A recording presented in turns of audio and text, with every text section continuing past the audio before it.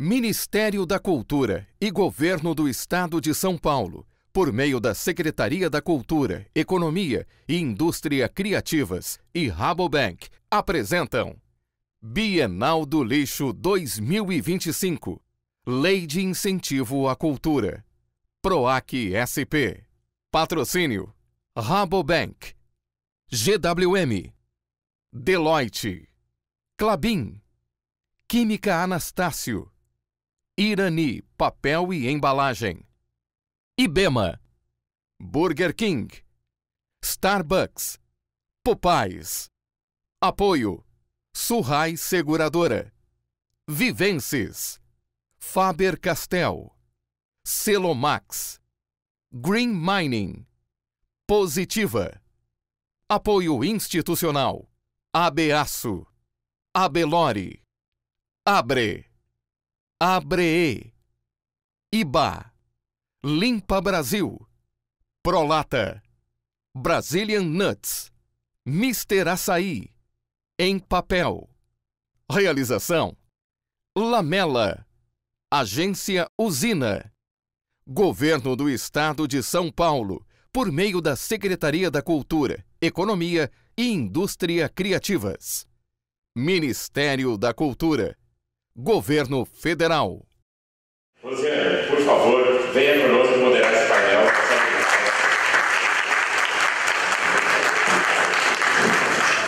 Por favor. Então, Rose, chame seus painelistas, o palco é seu. Olá, meu querido, tudo bem? Tá funcionando? Então, primeiro, agradeço. É a segunda Bienal? Então, eu estou desde a primeira. Isso é importante, né? Acompanhando o sucesso. Primeiro, parabéns aí pelo evento, né?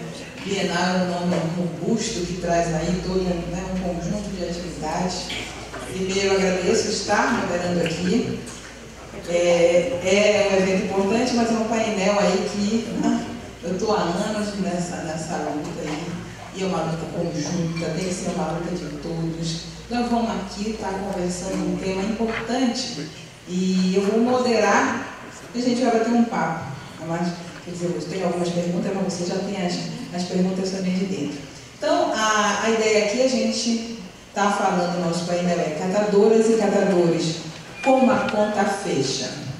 Então, a partir dessa pergunta, que é uma pergunta, que eu acho bacana quando a gente faz pergunta, porque a gente já vem com toda a plateia querendo saber a resposta. Às vezes não temos resposta, temos inquietudes para buscar respostas. E aí, eu vou trazer aqui meu amigo Roberto.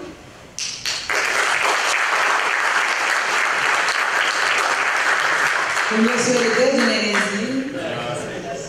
Não, neném não, mas bem novo, né?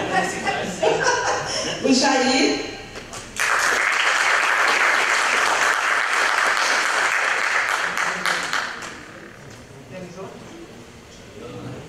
Cadê o Marcos?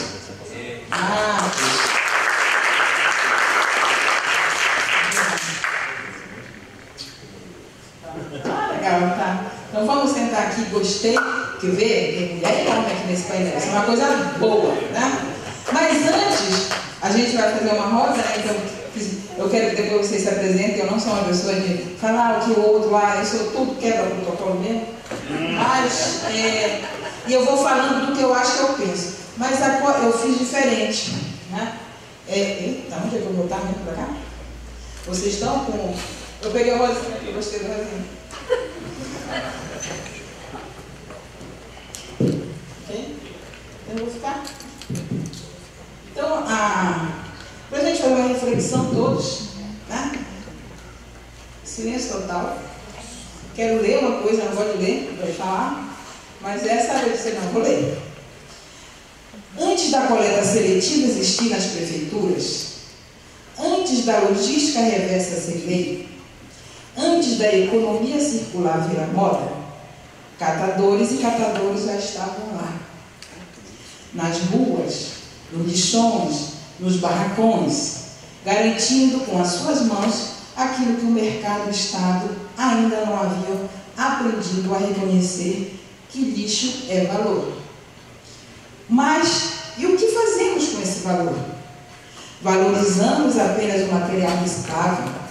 Ou valorizamos também quem os torna reciclável? A Política Nacional de Resíduos Sólidos completou mais de uma década. A logística reversa é obrigatória em vários setores. E há bilhões circulando no setor da reciclagem. Mesmo assim, muitos catadores, que são nossos irmãos, ainda trabalham sem contrato, sem renda digna, sem acesso a benefícios previdenciários, sem acesso à saúde e sem a voz nos espaços onde as decisões são tomadas para eles, não com eles. O nome do nosso painel é uma pergunta, e é isso eu já falei aqui, né? Então, quem paga o preço quando essa conta não fecha? E quem lucra quando ela fecha? E aí, poucas palavras, para não me alongar, senão a gente perde o tempo de vocês. A palavra que está aberta, eu gostaria primeiro que cada um falasse, e mais que falar, só se apresentar.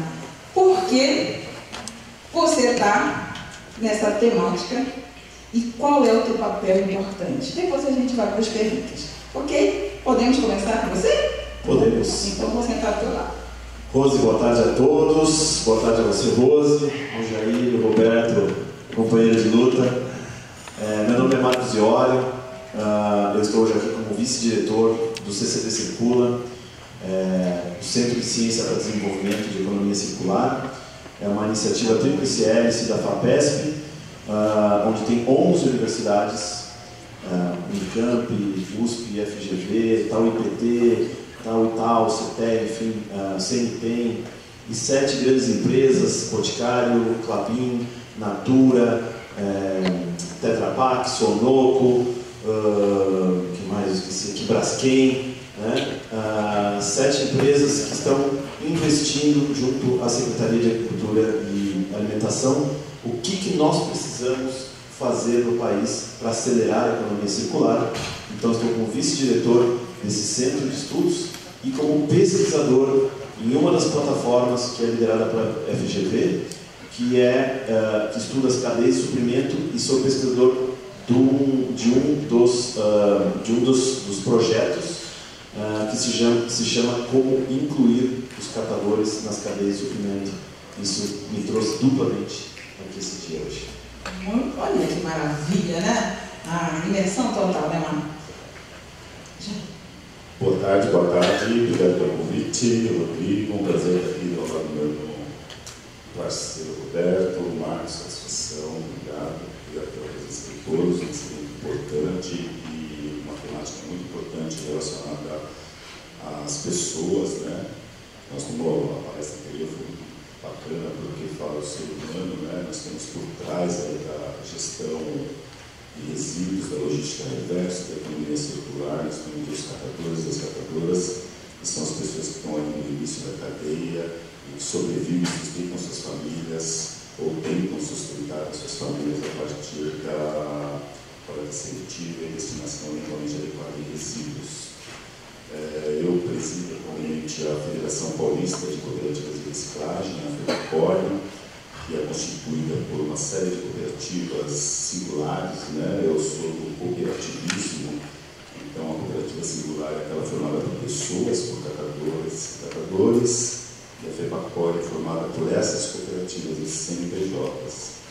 E o que me trouxe para a questão do resíduo, do cooperativismo, e de incentivo, promoção e fomento da questão da logística reversa, geração de trabalho e renda, é que eu enxerguei dentro de uma cooperativa de catadores e catadoras o tripé da sustentabilidade, que você trabalha tanto a questão social quanto a ambiental e a econômica numa única atividade, mas a conta não fecha.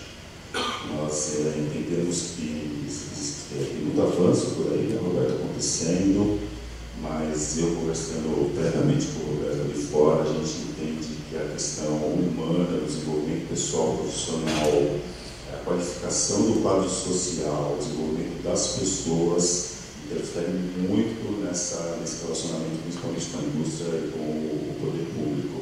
Então, a nossa satisfação está aqui e esperamos que o diálogo seja proveitoso para todos e todas. Bacana. Bom, boa tarde, né? Acho que tá boa ter energia aqui, né? Com essa palestrante que antecipou a nós aqui, que um pouquinho que eu vi aqui já fosse minha alma lá em cima. É bom essa parada, né? Assim, é muito bom, porque a nossa vida é muito sofrida, né? E aí acho que, né, assim, sempre a gente entender que esses elementos humanos fazem parte da nossa história e que a gente precisa disso é fundamental.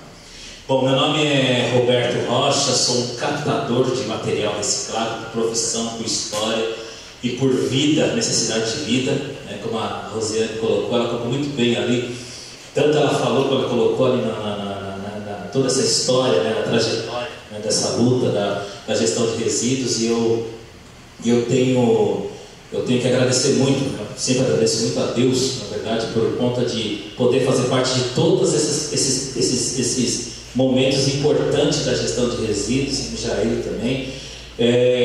Quando eu vejo a Rosiane, me lembro muito bem, né, da nossa história de lixo e cidadania, né, que a história do SPP é bebê da reciclagem mesmo, né, que assim, né, nós vivemos uma história, né, assim, desde, contando para mim, a história começou ali com Emerson Capaz, né, fazendo discussão da questão da política da logística, a política da Nacional de Resíduos, né, depois Arnaldo Jardim, e aí até a aprovação, enfim. Então a gente tudo participou muito dentro dos fóruns, etc. A minha história, né, assim como o nosso companheiro bispo aqui, catador, que está aqui, histórico aqui da Combosa Seletiva, companheiro, amigo, irmão, né, co-irmão mesmo dessa nossa história de luta. A minha história é uma história de rua, catando material reciclável nas ruas, né. Eu moro numa cidade chamada Poá, né, São Paulo, que faço parte a partir daí nós construímos uma cooperativa chamada Cruma, na cidade de Poá. E depois aí a vida me trouxe aí outros desafios, né? Comecei exatamente meu trabalho de coleta, né, por sobrevivência, mais nada que isso. Para mim era tudo novo. Eu que imaginava aí um dia poder sentar com o setor empresarial, com quem fabrica as embalagens, fazer uma discussão. Era simplesmente para me sobreviver. Eu queria coletar de dia para poder ter o arroz, feijão, o leite para os meus filhos. Exatamente, mais nada do que isso. Mas a história, né, consegui, né, eu tive uma oportunidade muito grande de conhecer outras pessoas, entender a história e entender que os resíduos e nós catadores tinham uma relação muito maior do que sobreviver no dia a dia, né? É uma questão profissional, uma questão de que depois vamos conversar mais, uma questão de realmente de poder, de uma cadeia, né? De uma cadeia de reciclagem, que depois a gente pode até falar mais, que o próprio IPEA, depois do seu estudo, disse, olha, em 90% e 95% de toda a cadeia da reciclagem ela é operada pelas nossas mãos, catadores de material reciclado. Então aí, estamos aí, né, e estamos para contribuir, para a gente conversar, bastante dialogar e sair com uma atividade bastante bacana aqui. Obrigado, viu? Obrigado a todo Rodrigo, todo mundo aí, obrigado pelo convite. Nossa, maravilha. Então você já conhece, né, o depoimento dos três. E aqui a proposta é fazer perguntas, né, para que a gente possa bater um papo, mas a pergunta é quase dirigida, né? Depois pode complementar, mas o tempo aí, o tempo sempre é um problema. Então, vamos começar pelo Jair, que tem uma pergunta aqui para a gente poder discutir. Como fortalecer o protagonismo de cooperativas e catadores na logística reversa, assegurar reconhecimento e remuneração justa e acesso à educação formal e qualificação profissional? Eu acredito que parte um pouco da minha fala inicial, né, do desenvolvimento das pessoas, né, se desenvolver através de qualificações, cursos, enfim, mas tudo passa também por uma questão da sobrevivência, que o Roberto falou aqui. As pessoas não entram no quadro social de uma cooperativa ou iniciam um trabalho de catação avulsa ou associação, enfim, não importa qual a forma que ela desenvolve o seu trabalho como catador ou catadora. Ela, muitas vezes, ela não está ali porque o sonho dela, quando crescer, é ser catador ou catadora. Ela está ali por uma questão de subsistência, de sobrevivência dentro das cooperativas ou fora das cooperativas. Então, eu enxergo como representante de uma federação de cooperativas e essas pessoas dentro das cooperativas, através dos princípios do cooperativismo, do desenvolvimento pessoal dessas pessoas, qualificá-las e utilizar as cooperativas, às vezes até mesmo como um trampolim para uma outra forma de trabalho, né? E discutindo também um pouquinho, sempre que eu converso com o Roberto, com o Anderson, com essas grandes lideranças dos catadores e catadoras a nível nacional ou regional, o Carioca também, o Bispo, meu parceiro, o Bispo é um dos fundadores da FIPACOI, da Federação Paulista, no tempo que ele estava lá na Conta do Ministério. A gente entende que o desenvolvimento pessoal é muito importante. Um exemplo que eu posso dar como tecnologia ou como ação prática, eu sou muito da coisa de fazer e pouco discurso, eu evito até participar de painel seminário, porque eu preferia de repente estar fazendo alguma coisa lá, movimentando alguma brincadeira, né? Sei lá, fazendo alguma coisa mais prática no nosso dia a dia. Mas a gente, em 2023, através de um projeto com uma grande empresa, nós fizemos uma pesquisa com várias cooperativas da região metropolitana de São Paulo, tendo um público-alvo, catadores e catadoras dessas cooperativas, para entender o que eles gostariam que nós oferecêssemos, porque muitas vezes chega para a gente, né, para os catadores, para as cooperativas, associações, chegam projetos mirabolantes prontos, né? Saúde e segurança no trabalho, qualificação, etc. e tal. E a gente fez uma pesquisa para entender o que vocês gostariam que nós oferecêssemos para vocês em termos de formação, desenvolvimento pessoal, profissional, capacitação e tudo mais. Essa pesquisa, essa anamnese que nós realizamos junto a catadores e catadoras, apontou dados muito importantes. O que destacou assim, de início para a gente foi questões relacionadas à saúde mental, depressão, ansiedade, esse pânico, dependência química, etc. A questão financeira, a educação financeira, eles falam que às vezes a pessoa consegue ter uma renda um pouco melhor, ela já acaba gastando no tigrinho, no vícios e jogos. Essa parte de educação financeira também foi muito apontada por essas pessoas, mas o que mais se destacou mesmo, e a gente ficou surpreendido, foi que 70% dos entrevistados disseram que eles gostariam de terminar a escola, o Fundamental 1, Fundamental 2, ensino médio, porque por uma questão de vida, de luta, de batalha, de questão socioeconômica, social, de vulnerabilidade, elas não puderam concluir seus estudos em 2023. E aí, em 2023, a gente já começou a buscar parceiros. Eu estava falando com o Roberto sobre isso também, que a gente deve expandir isso aí para outras regiões e tudo mais, com o apoio e parceria da ANCAT.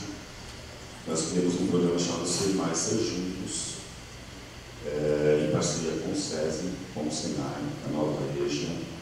Executamos o projeto piloto durante um ano, 2024, 2025, agora, semana retrasada, no dia 5, nós fizemos a formatura de 37 catadores e catadoras que concluíram o ensino fundamental 2 e o ensino médio em cursos profissionalizantes.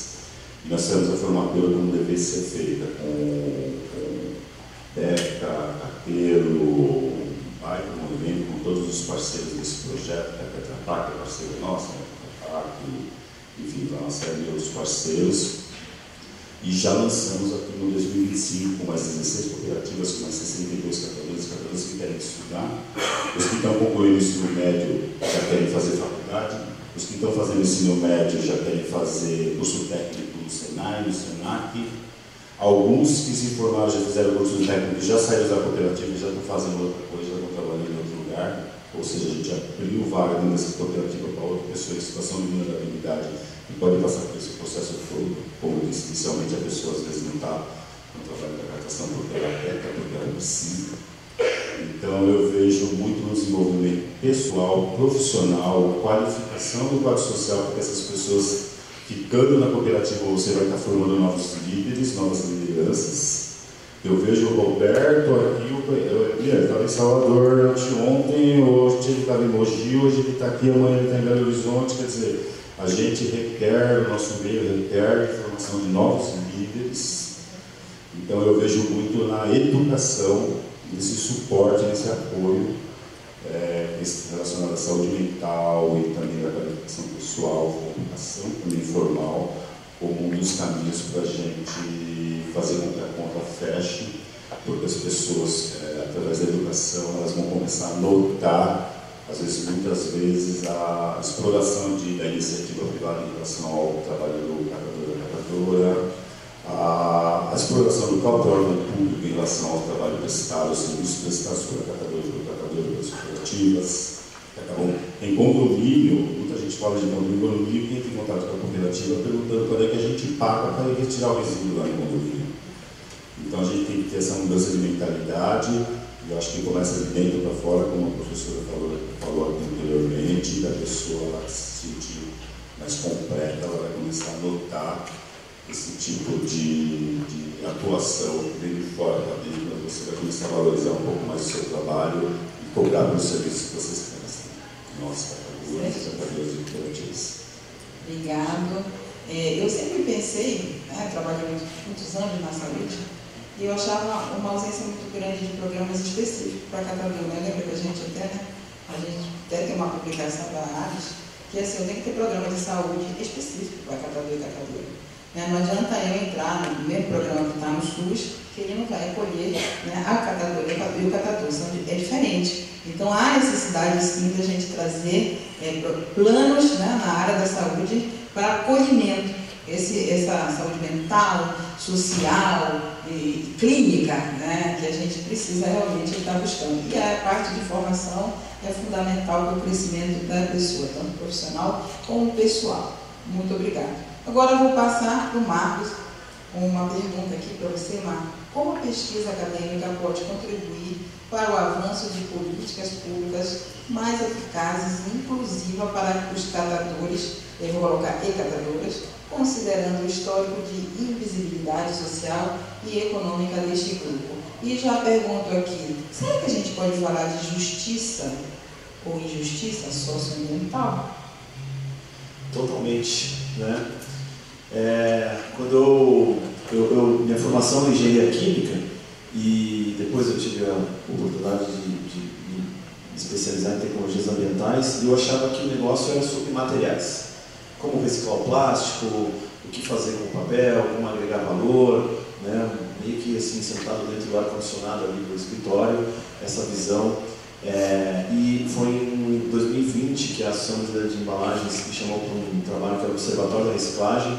Nós fomos a 120 cooperativas no Brasil inteiro, cidades grandes, pequenas, médias, com o intermédio da ANCAT, vários técnicos da ANCAT, fiquei amigo de muitas pessoas que até hoje eu estimo.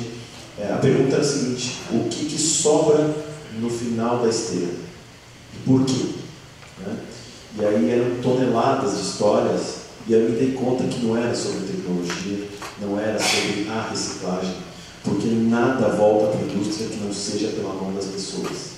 São pessoas que separam em casa, 1 milhão de pessoas ou mais que abrem o saco de lixo ali para classificar um material, carregar esse material primeiro ao entreposto, vender para alguém, isso vai voltando e chega lá no final na indústria. É uma visão romântica, em geral, que a gente tem, que as coisas saem da porta de casa e aparecem na indústria.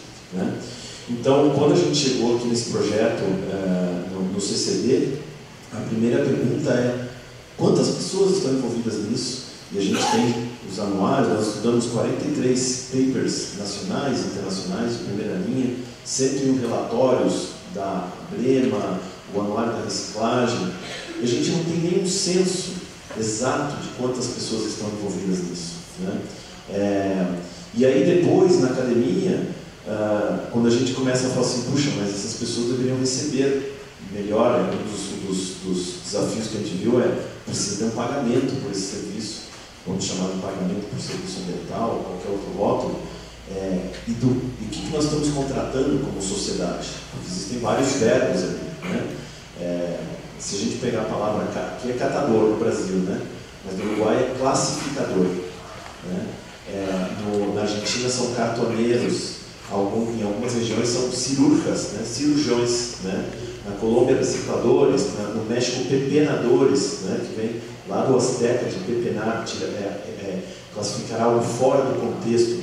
Então tem um trabalho que hoje os robôs, as máquinas não conseguem fazer melhor que as pessoas, né? Então por que a gente não consegue pagar por esse serviço da classificação? Por que a gente não consegue pagar pelo verbo de carregar até outro lugar? O serviço depois de fazer a triagem, né, nas cooperativas, todos são serviços que sem eles a gente não consegue chegar ali até a indústria.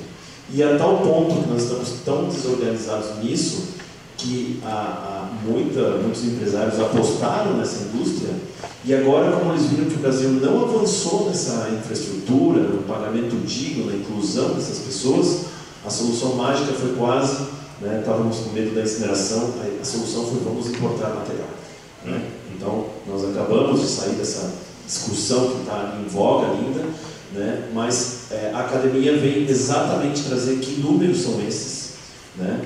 E aí a gente descobre quantas pessoas que estão na rua, se são pretos e pardos, né? Quantas pessoas são homens que estão carregando, quantos não moram em casa, quantos deles são drogadictos, né? Nas cooperativas, nas centrais, quantas mulheres monoparentais, né, que são arrimo de família, qual é a sua situação, qual é a sua renda. Nós precisamos de cada uma dessas informações estudar a fundo, porque senão as políticas públicas vêm muito generalistas, né? A gente acha que uma canetada vai arrumar tudo e a gente não conhece a identidade, né, dessas pessoas. Eu começo as apresentações para muitas empresas colocando ali um catador de rua autônomo com uma carrocinha com um monte de material atrás e falo: esse é o José. Eu vou chamar ele de José porque a gente não sabe o nome dele ainda, é um nome fictício, a gente não sabe onde ele mora, a gente não sabe o que ele come, a gente não sabe quanto ele recebe por esse material, para quem ele vende, né? E como esse José tem mais de 1 milhão hoje fazendo a classificação de materiais, para esse pouco que a gente recicla, né? Muitos deles ainda se alimentando em lixões a céu aberto, os 3.000 que a gente ainda tem depois de 11 anos de limite para fechar, né? Nós ainda temos essa situação no Brasil. Então são todos esses números que vêm ilustrar onde estão as nossas urgências, né? Eu, no meu lugar de privilégio, eu fiz uma conversa com 50 catadores autônomos antes de ontem, lá na cidade de Santa Bárbara do Oeste. São 450 ali mapeados na cidade. E uma nutricionista foi falar de segurança alimentar, né, para comer mais salada, ou feijão. E um catador fez a seguinte pergunta: eu abri o lixo outro dia e tinha lá, a comida estava vencida. Posso comer comida vencida? Né? E foi uma saia justa para a nutricionista da prefeitura, porque ela é óbvio que ela, como técnica, ela tinha que falar não, mas e aí o que ele podia comer, né? Então, do ponto de vista humano, né, ela ficou dividida o que falar. Então, são essas histórias que a gente tem que trazer para a academia, para a gente poder propor melhores soluções que não sejam românticas, que levem em conta cada uma dessas pessoas, entendendo que é uma jornada de retorno de um material, né? E a economia circular, se ela não for humanizada, ela não existe. Isso aí, você falou uma palavra certa: se não for humanizada, não existe, né? Se eu não conseguir conhecer e acompanhar o início da cadeia até o final, eu vou fazer alguma coisa errada, vou fazer alguma coisa incompleta, só olhando para alguma parte que vi, né?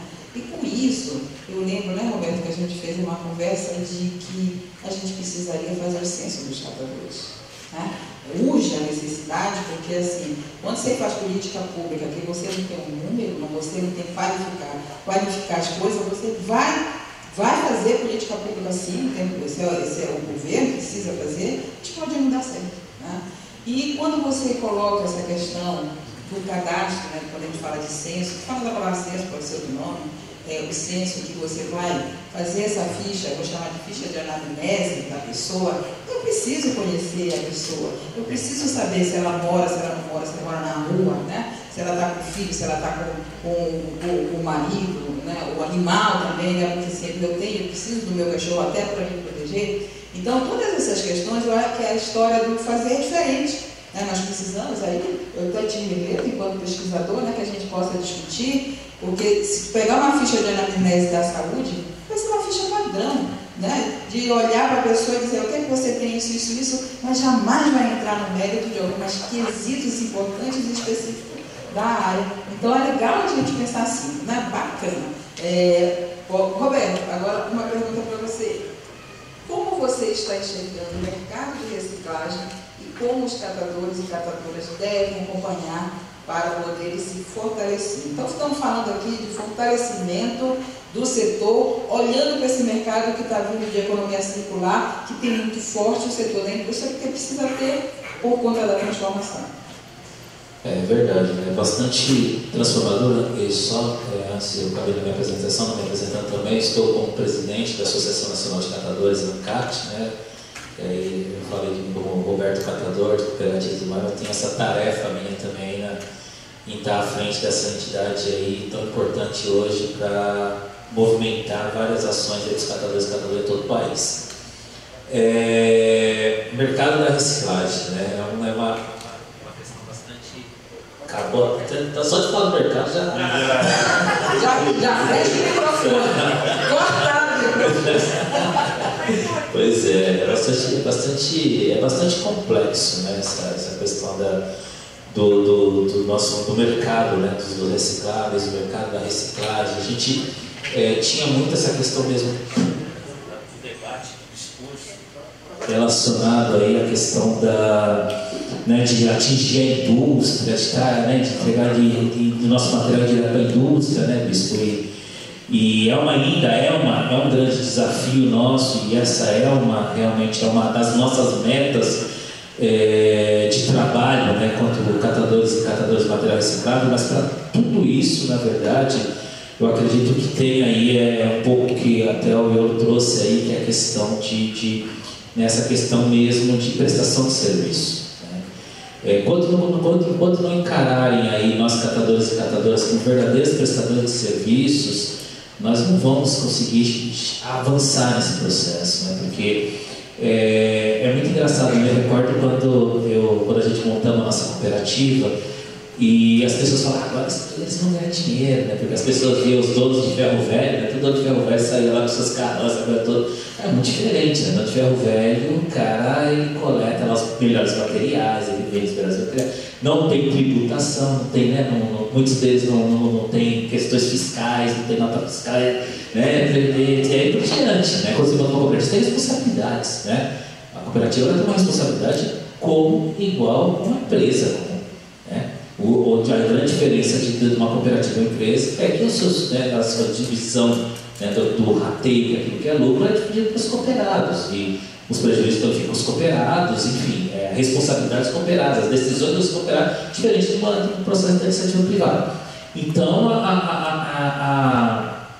a gente precisa construir mecanismos, né, para dentro das organizações dos catadores que garantam aí mais rentabilidade. Tem que ter dinheiro, ter recurso. Não adianta de ficar aí com balela, dizendo, olha, os catadores isso, os catadores aquilo. A gente concorda com tudo isso, né? Mas se não tiver recurso ali dentro da organização dos catadores, não anda. Eu girando aí esse mundão aí que eu giro aí, né? Dia e noite aí, então o Jair está falando, tem que dar uma parada e tomar uma cervejinha. Então, assim, esse mundão que a gente gira aí, né? A gente rola e conversa com todos os setores. Hoje eu dialogo desde que com os catadores na ponta, dentro do lixão, até com CEOs de empresa e até com, né, ministros e presidente da República. Então, hoje eu tenho esses trânsitos de bater esse papo, trocar essa ideia, né?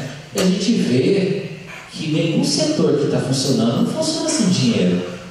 Ninguém vai lá ninguém vai na presidência da República ver se o Lula é bonitinho, né? Não é isso. É discutir investimento para sua cadeia, investimento. Esses dias aí eu vi eu não me recordo o nome, mas tem uma grande empresa de papel vai receber um grande investimento do BNDES para fazer papel reciclado aí, não sei se vocês viram aí. Então, assim, é investimento.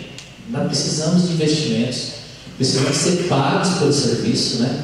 Precisamos aí, na verdade, o que eu aprendi aí do nosso amigo bispo, né? Deve ser daqui do nosso lado aqui, bispo, porque o bispo, você daqui bispo, do nosso lado aqui, porque o bispo, ele, para mim, né, é a história viva do que eu vou falar agora, né? Assim, o bispo é o cara que sempre falava, mas precisa furar a bolha, né? Essa é até na verdade está lá, quando ele faz as postagens dele, né? Temos que furar a bolha. Exatamente isso, sabe? Assim, a gente precisa avançar os nossos negócios, né? Nós precisamos, o setor empresarial precisa entender que nós desenvolvemos, né, um trabalho muito importante para o setor, e isso precisa ser remunerado, né?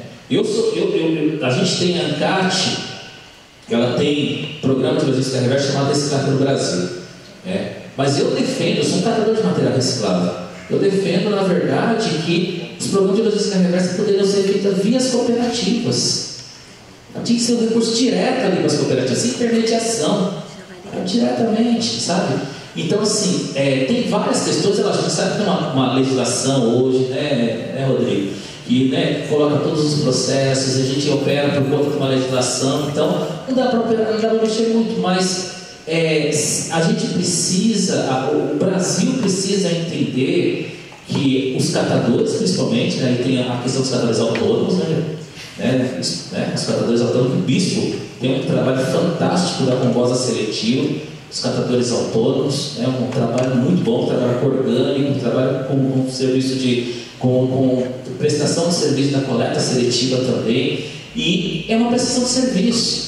E ele está crescendo. Quando ele fala questão de furar a bolha, ele não está só teorizando, está mostrando na prática, né? Hoje tem, sei lá, 4 ou 5 combis aí, grandes, furgões grandes, bonitos, elétrico, carrinho elétrico, etc, prestando serviço, né? Demonstrando para nós que é possível para nós catadores e catadoras, mas se a gente não furar essa bolha e não temos, na verdade, o reconhecimento real da prestação de serviço, essa conta jamais fechará.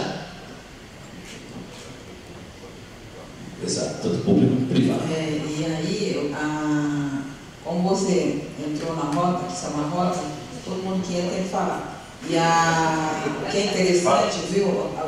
Só esse comentário aqui, Roberto, que além dessa questão, né, que a gente, claro, não pode burlar a lei, muito menos, né, em desacordo com as legislações, elas são colocadas com relação à questão da logística reversa, da responsabilidade, né, da cadeia toda, mas realmente os catadores, eles sentem muito isso, e as prefeituras também, né? As prefeituras falam o seguinte: eu fiquei de fora da questão da logística reversa, os catadores estão comigo, né? Porque o trabalho era feito com isso e, portanto, é muito difícil a gente estar trabalhando. Então, é importante a gente, independente da legislação, começar um discurso diferente de incluir as prefeituras, que muita coisa era da coleta seletiva, era da coleta domiciliar, né? Logística reversa é resíduo que está de dentro da casa, que tem responsabilidade. Então, esse novo olhar, essa nova roupagem, a gente precisa discutir, né, Roberto? E aí já passo para o bispo, depois já passo na sequência. E nós vamos olhando ali,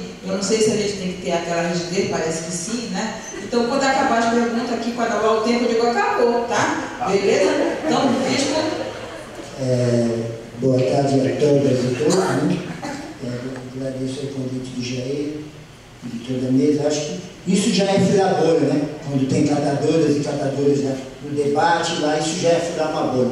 Eu acho que a gente avançou bastante, né? Então vamos dar um exemplo. A gente pensava lá atrás que a gente queria ter equipamento, ter carrinho, ter condições melhores de trabalho, EPI, e hoje a gente já pensa diferente. A gente quer ser remunerado pelo nosso trabalho, que fazemos isso há mais de 60 anos, né? Estou com 7.0, catando resíduo com carrinho, e foi avançando. E acho que quando você vai furando a bolha, você vai também mostrando que nós, catadoras e catadores, não. Então a gente tem vários exemplos aqui que pode seguir sempre no Brasil. A ANCAT, que faz a luta dos catadores, a FEPACORE, que faz o trabalho, Guemarne, o Rodrigo, que trabalha com os catadores também. Então acho que a gente já está furando as bolhas, que a gente está criando outras alternativas, né? E hoje, modelos aí que apoiam o trabalho das catadoras, a Eurociclo, que faz um trabalho legal, lá com a Rede Sul Carioca, com os catadores autônomos. Acho que quando a gente começa ter espaço. Eu acho que quando tem que falar de catador e catador, ele tem que estar na mesa, ele está bem presente. Não adianta falar de catador ou de catador se ele não está presente. Aí a gente acha que então. Eu acho que para a universidade ou para a academia, Marcos, a academia ela pensa da porta para dentro. A academia tem que pensar da porta para fora. E aí a gente está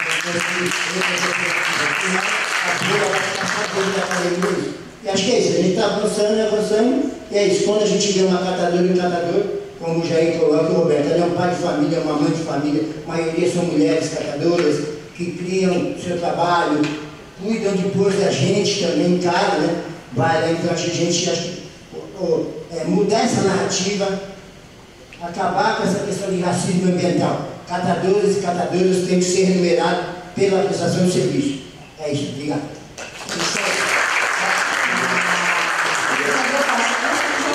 Já falou o tempo, eu estou indo para a conta toda aí. Quando a gente fura a bolha, a gente consegue ver o que está dentro da bolha. E aí a gente vê quem são os parceiros, quem são os nossos concorrentes, quem são os nossos desafiadores e tal, né? Aqui vou passar... aqui são 10, né? Pode? Obrigado. Ele que manda. Eu não mando nada, só estou aqui na moderação. O chefe mandou 10 minutos a mais. Na sequência, então, você já vai responder, né? E já vai aqui uma pergunta dirigida, que eu sei que você para responder. Onde estão as lacunas na legislação e na implementação da Política Nacional de Resíduos que impede a valorização dos trabalhos dos catadores e catadoras? Então a ideia é, o que está faltando na lei? Né? O que tem que rever? Lei é feita por pessoas. A única lei que eu conheço que não pode mudar é os 10 mandamentos. O resto muda, tá? Então vamos lá. Bispo, em relação à academia, eu queria te dizer que eu sou o cara que chegou por último na academia, né? Porque eu sou tesoureiro de cooperativa lá no Paraná, né? E conselheiro de cooperativa em Vinhedo, aqui. Então, o meu dia a dia é nas cooperativas e o meu trabalho é levar para a academia aquilo que eu falo assim, saiam daqui do ar-condicionado, vão lá ver como funciona. Uma visão rápida, assim, uma contação de história da minha visão, inclusive, do estudo da Política Nacional de Resíduos Sólidos. Disse que ficou 21 anos se discutindo, né? Mas se você olhar quantas reuniões teve, aqui dava para ter feito 2, né? Quando saiu a política nacional, era um pouco assim, então, o que a gente quer fazer primeiro? Fechar os lixões. Ok, mas tem gente lá, o que nós vamos fazer com essas pessoas? Poxa, vamos botá-las no galpão, elas montam uma associação, e daí, em vez de ficar fazendo isso no lixão, eles fazem no galpão. E aí, que legal, né? Vai ser esse modelo, né? Bom, o que eu falo é que a gente sai do lixão a céu aberto para o lixão a céu coberto, né? Porque a gente chega em muitas cooperativas, não foi entregue nada, né? As pessoas simplesmente saíram do lixão sem, né, condição, sem treinamento, sem nada, e passaram a fazer o que faziam no lixão. A gente chega em muito lugar que tem lá a esteira, ela está parada, abarrotada de material, ela virou uma mesa, né? Isso quando já não foi sucateada, as prensas estão desligadas, não tem manutenção, não tem nada do que uma indústria precisa fazer para operar como uma indústria, né? Então todas essas perguntas aí que vocês fizeram são sobre as pessoas e a governança da empresa, né, da cooperativa, ela precisa acontecer. E aí onde é que a conta não fecha, né?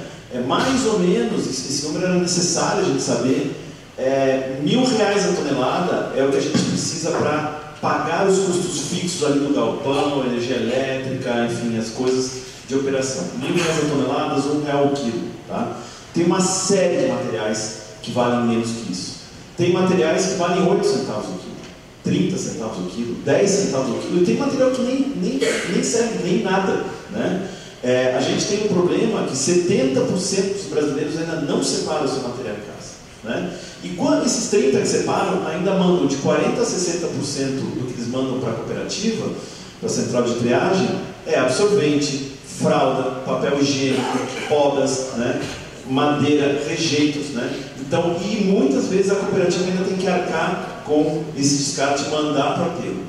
Então, assim, aquela história que a partir de agora vocês ganharam os materiais, fiquem ricos, né? Não deu certo, já faz 15 anos que isso se tentou e não deu certo. Então, se não tiver conhecimento, dinheiro, né, e vontade de fazer, não transforma a vida de ninguém. E para fazer isso, você tem que ir lá na cooperativa, né? Eu cheguei numa dessas centrais e eu falei, nossa, o que é essa caçamba? Ah, ali são os plásticos. Quais? Ah, o polipropileno, o polietileno, o PET. Eu falei, nossa, vocês não separam por cor, não separam por material, não prensam. Poxa, o comprador quer desse jeito. Eu falei, quanto que ele paga? Ah, ele paga R$1. Eu falei, R$1? Mas aquele material vale 5, aquele vale 3, aquele vale 4, aquele vale 2,50. Vocês estão deixando todo o dinheiro para o próximo elo da cadeia, né? E precisou estar presente lá para falar, pessoal, vamos separar, vamos prensar. E eles transformaram uma massa que valia R$5 mil por mês em R$22 mil por mês. E isso não dá para fazer por internet, nem por um call de Zoom, por teleconferência, você tem que ir lá. O que falta é que a maioria das prefeituras não tem gente técnica, nem para organizar isso. Grande parte das prefeituras nem sabe que elas têm a obrigação legal de prover toda essa história, de contratar a cooperativa. Então, a primeira coisa é, tem que formar gestor público. Tem cidades que não tem nem Secretaria de Meio Ambiente, não está perdido a história da logística reversa. Tem que trabalhar a educação. Como é que pode, né, a gente ter nas escolas, achando que a criança trazer uma garrafa PET, fazer um carrinho pintado, chamar isso de reciclagem, faz 30 anos, cria um adulto que acha que fazer uma árvore de Natal é reciclagem e está resolvido o problema, né? Então, a gente precisa instruir desde pequeno, criar nativos na economia circular desde pequenos, e as cooperativas têm um grande papel de educadores, né? Quando chega material com muito rejeito de um bairro, em muitas situações, eles vão lá e falam assim, porta a porta, pessoal, não manda isso, não manda aquilo, e cai o rejeito, né? Então, tem uma série de serviços, não é só a coleta, mas é a educação, é a separação, é a comercialização. Muitas cooperativas poderiam estar vendendo a preços melhores para a indústria, mas ela não tem o caminhão, né, para fazer a consolidação, então ficam na mão de quem tem o caminhão e aí paga o que quer. Então, vê que nós estamos falando de um ciclo de vida, né, uma garrafa, qualquer coisa voltando, e a gente precisa arrumar cada uma dessas partes. E no final, a gente está falando que em cada uma dessas partes, como o Roberto falou, como o Rogério falou, como o Bis falou, precisa ter uma remuneração. Tem o preço. Porque se a gente fosse fazer um edital para uma empresa fazer isso, ela ia planilhar tudo isso no Excel e ia ter um valor para cada um dos serviços e apresentar para a prefeitura e ia valer tanto. Quando é para a cooperativa, vocês já estão ficando com o material, então boa sorte, né? Acho que é por aí que começa a conversa. Já cedi o espaço, né? O galpão, então agora é o seguinte, né? E aí já te entreguei a prensa, a manutenção fica por conta de você, né? E a gente sabe que não é assim.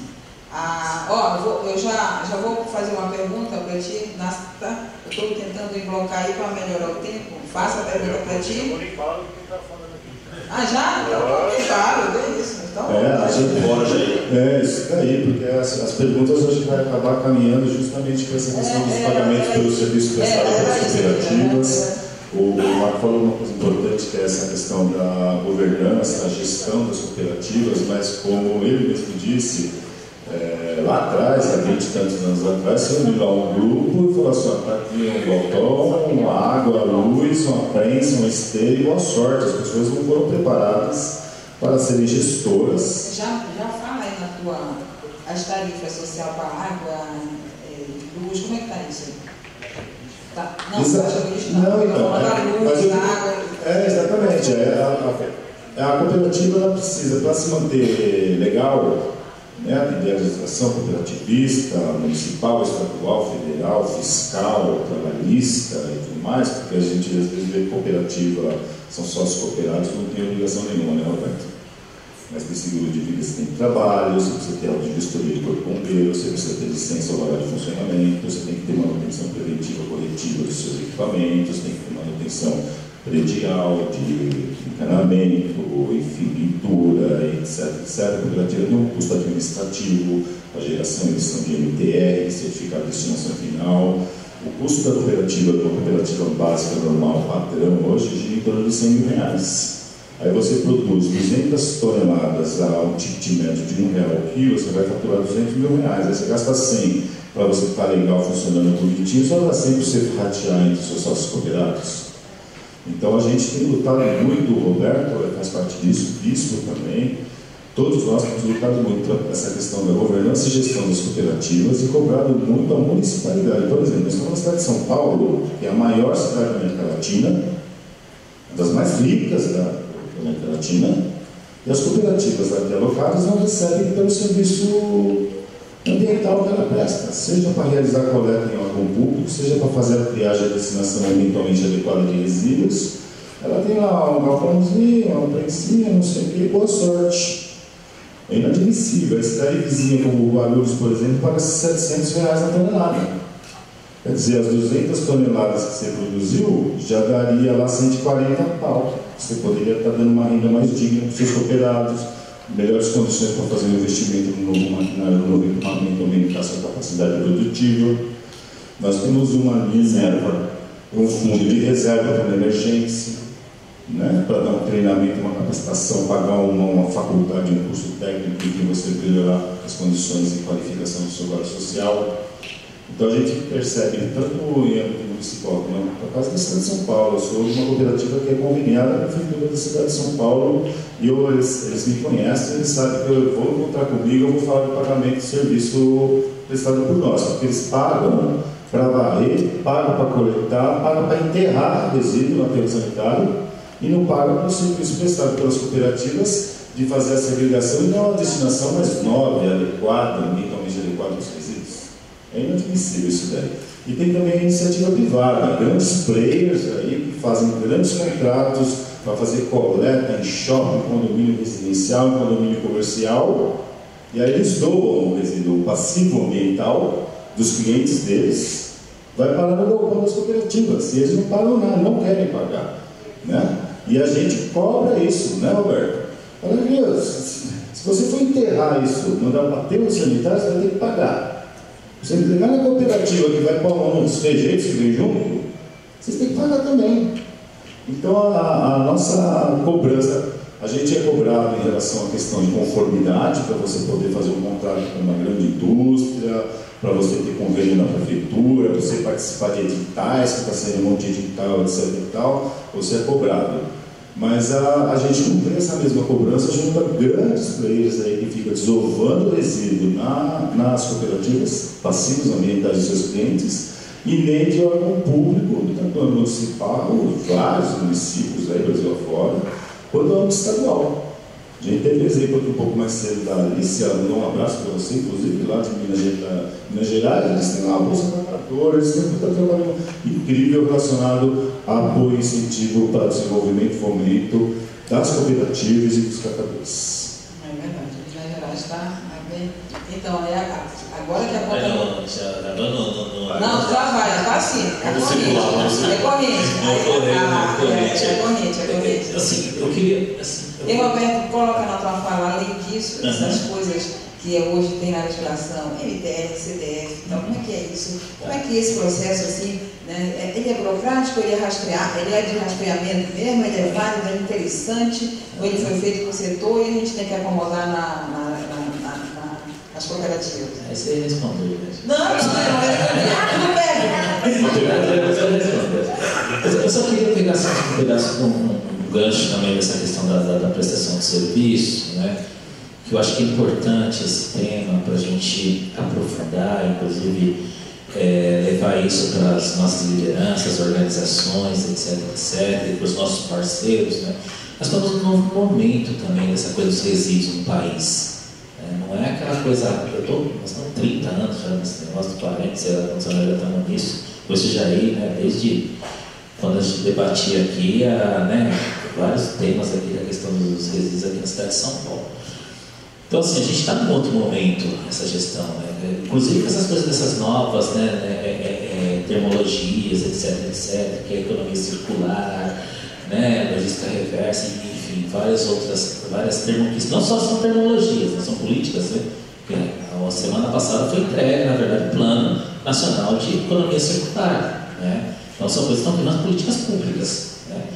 O que eu quero dizer com isso tudo, né, que a gente vem até conversando um pouco, muito quando com o Rodrigo, a gente conversa muito sobre isso, que um pouco que a senhora falou aqui no livro, né? Que é um pouco essa coisa da colaboração, eu acho, cooperação, né?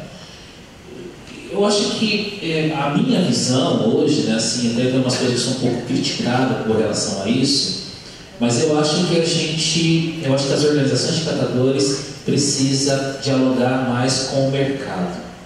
E quando eu falo do mercado, não é mercado de reciclagem. Hoje nós temos um outro mercado rodando aí. Tem startups aí que estão fazendo a mesma coisa que a gente. A gente não pode esconder isso. Mas como na verdade talvez essa startup que está fazendo a mesma coisa que a gente pode ser uma colaboração e ficar bom para todo mundo no território, né? Então eu acho que tem uma parada aí que precisa avançar também. A gente não pode esconder só a peneira. Nós não somos inimigos nessa parada, né? Então como que essas coisas se cooperam e caminham juntos, né? Então eu acho que tem uma questão também aí na prestação, e até de aprendizado. Eu acho que as startups aí que estão avançando aí nesse tema, tem muito para ensinar os catadores, tem muito para aprender, tem muito para ensinar e muito para aprender os catadores. Eu acho que tem né? E aí eu acho que é uma coisa que eu queria trazer aqui para esse tema, né? Porque assim, alguma coisa é um sentimento que eu penso, que eu entendo. Aí a pessoa vê, pô, o Roberto está conversando lá com fulano, tal, o Roberto está falando de como que é o nome lá, de parceria com sei com o quê, e pensando em processos aí de negócios mesmo, sabe? Eu penso que as organizações de catadores podem fazer negócio com grandes players que estão nessa área no nosso país. Então, e é negócio, sem assistencialismo, sabe? Acho que essa parada de assistencialismo também tem na hora de os coitadinhos catadores, os catadores. A parada é essa, né? Os caras querem ganhar dinheiro porque a gente não pode ganhar dinheiro também, né? Então, assim, eu acho que tem essa relação também que precisa ser melhor, precisa conversar, precisa quebrar paradigma, ir para a mesa, discutir, conversar, né, Rodrigo? A gente fala muito sobre isso. O Grimari faz um bom trabalho, um lindo trabalho, os catadores crescendo muito, tem muita coisa bacana a fazer. Então a gente acha que é isso, é sentar na mesa também como que a gente faz cooperações juntos, né? E aí temos aí, como você, para mim, finalizando, acho que todos esses processos, né, ainda são muito novos para as cooperativas, né? Esses processos de rastreabilidade, que é importante, etc. Mas é muito novo. Aí eu vou de encontro ao Jair, sabe? Outro ponto que eu defendo muito hoje, nós precisamos ter uma escola nacional de formação dos catadores de material reciclável. Uma escola de formação mesmo, sabe assim, formação técnica. Nosso trabalho é técnico, gente, né? Desde a questão lá, né, do chão de fábrica, a gente chama de chão de fábrica, né, até o processo administrativo. Precisamos disso, gente. Os catadores precisam ter uma escola de formação técnica, né? Hoje a gente está trabalhando muito com as questões, aí uma coisa que eu estou falando que os catadores, muitas vezes as nossas cooperativas, pelo volume de material que a gente coleta, a gente não consegue dar tempo para fazer separações mais finas, né? E aí o que a gente está fazendo hoje? A gente está construindo uma história que chama Hub. A gente tem o primeiro Hub do plástico. A gente tem 3 hubs, na verdade, um em São Paulo, um em Minas e um em Brasília. Então são 3 hubs do plástico, são unidades que operam em grande escala a questão do plástico, aí sim fazendo a qualificação dele. Então o plástico vai para lá porque muitas vezes a cooperativa coloca um monte de coisa e eu tenho que fazer a separação primária. Não dá para fazer a separação secundária. E aí como fica isso? Então, e o recurso, na verdade, desses grandes hubs que nós estamos construindo, nós queremos avançar com o hub do plástico, com o hub do alumínio, com o hub da sucata, com o hub do papel, que é assim, gente, é mercado que a gente fala assim, a gente quer ter mercado também desse negócio, né? A gente não quer também, a gente não está querendo tirar mercado de ninguém, mas estamos querendo estar dentro desse mercado. Ele para ter mercado não tem escala. A escala na cooperativa não dá. Onde que isso vai? Tem que fazer a escala numa segunda etapa, que é nas nossas redes, nas nossas organizações. Então, esse processo de escala é fundamental para retomar, e o recurso retorna, o lucro retorna para as organizações, para garantir, na verdade, a mais rentabilidade das organizações. Por último, eu acho que as organizações de catadores têm que pensar em prateleiras de negócio. Nós temos várias possibilidades de outras coisas além de nós coletar. Só coletar material, e nós não queremos ficar só dentro do galpão coletando, né, Jair? Isso é uma coisa importante, né? Tem uma tendência aí também que acha que os catadores é muito bom dentro do galpão coletando. Não, senhores, não, senhoras, né? O catador ele é bom fazendo educação ambiental, fica todo dia na rua, conversando com o morador, com o consumidor, etc. É muito bom para isso. Ele faz o catador é muito bom fazer sim logística, né? Fazer a coleta, porque se nós fazermos uma coleta de melhor qualidade, isso pode vir em qualquer lugar. Quando o catador faz a coleta seletiva, porta a porta, etc, é melhor qualidade do que a coleta feita pela uma empresa que só quer saber de correr com a sua logística. Que aí a gente está na porta coletando, falando com o morador. Então, assim, tem várias. O catador pode fazer, na verdade, um processo orgânico, né? Bispo já faz isso, prestação de serviço com orgânico, faz a compostagem. Então, assim, eu acho que tem várias prateleiras, oportunidades de negócio para as organizações que precisam ser trazidas para os catadores poderem avançar. Obrigada,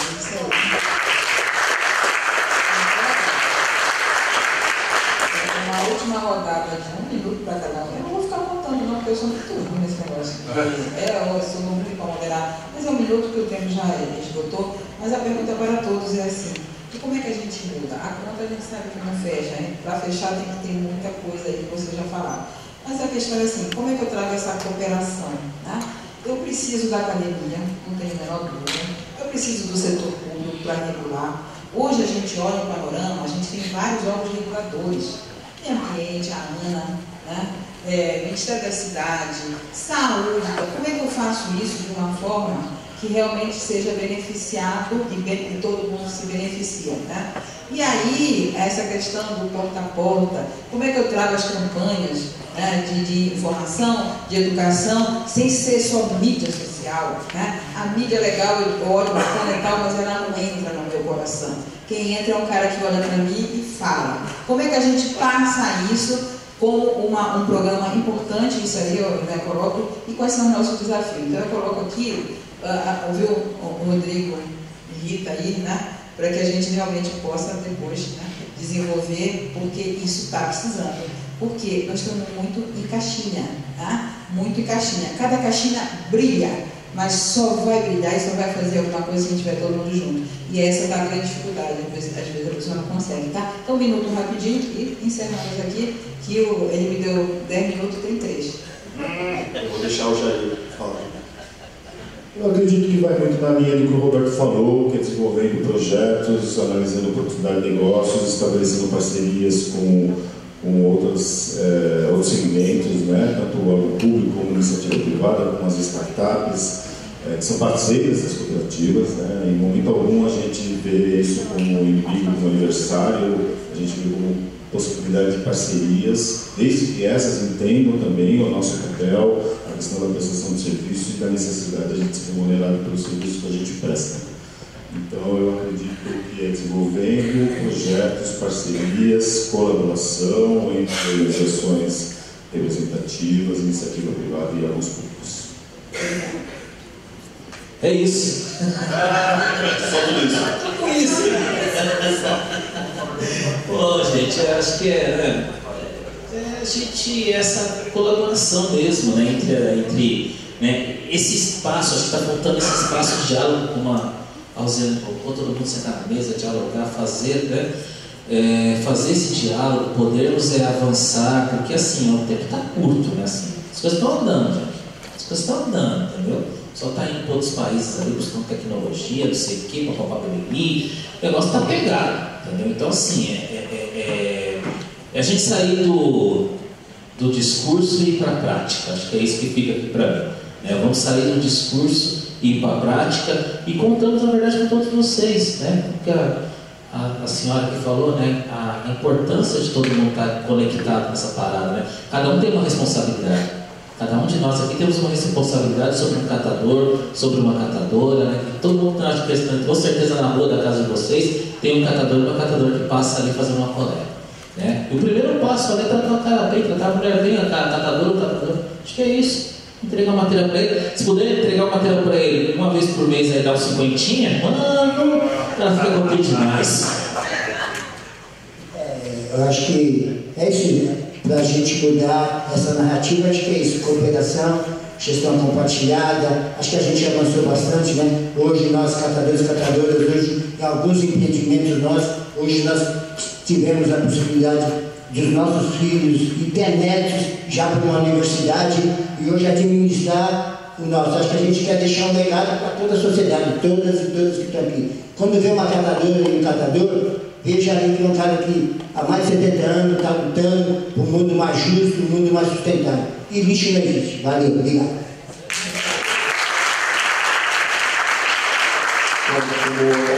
Como professor, eu começo sempre a apresentação colocando o grau de urgência que a gente precisa avançar nisso.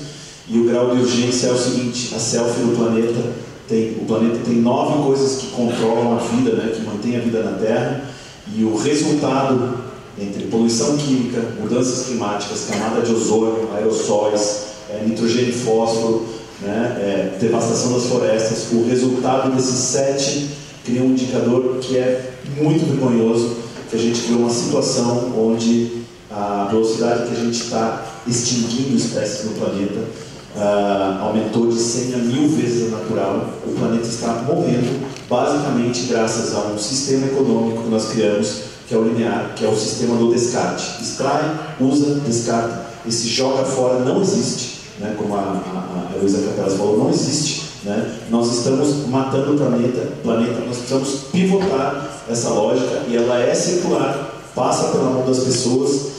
E como eu gosto muito de citar o Edward Deming, que é o pai da qualidade, né, que as indústrias usam, quem não mede não gerencia. Nós precisamos urgente de indicadores de circularidade consensuados no Brasil, índice de reciclagem, como é medido isso entre os materiais. Os programas de crédito, eles estão funcionando, as cooperativas estão prosperando, não é só tirar uma fotografia, ver o filme. As pessoas estão com melhor renda, estão mais produtivas, estão com mais contratos. Realmente estamos avançando ou precisamos estudar aí as leis, né, a pá de leis que a gente já tem, que a gente acha que estão funcionando, mas então com a academia a gente precisa de números e dados para dizer o que está funcionando, o que não está funcionando, e mudar a realidade das pessoas para acelerar essa transformação ecológica que acho que todos nós desejamos.